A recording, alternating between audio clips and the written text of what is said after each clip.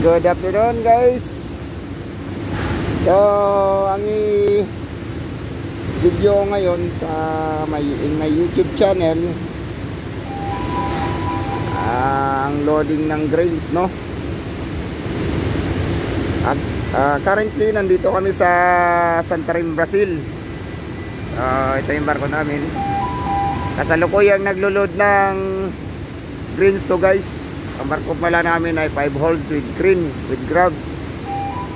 So papakita ka sa inyo kung paano mag-loading ng grains ko sa bodega. Yan nakita nyo guys, yan yung conveyor ng loader.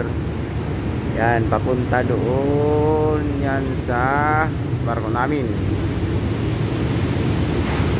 Yan, titingnan natin ngayon guys anong forma naman sa bodega. Yung sinasabi kong loading ng grains, no?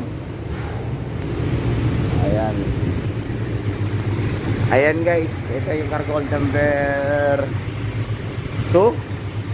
Papuno na siya guys, nag-top off na siya. Yan mga void space. Yan yung loader galing doon sa Sure.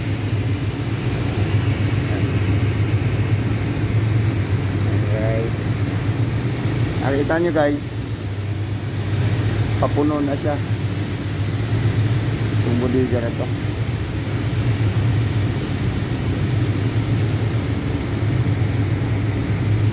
Yung drinks,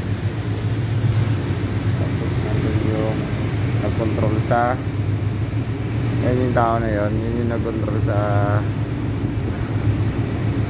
conveyor. Kaya nandyan yun sa kanya yung controller. So sa ngayon guys, medyo pumara siya. Hindi ko alam kung bakit. Tatanong natin sa foreman. Okay guys, yun lang. This is Luke's time check 1800 11 April 2027. Ayan guys, yun yung conveyor na yun. Ang galing doon yung kargamento doon, no? Yung bahay-bahay na yun, bodega. Ayun lang guys. Salamat sa panonood, and then follow for more. Thank you. Babush.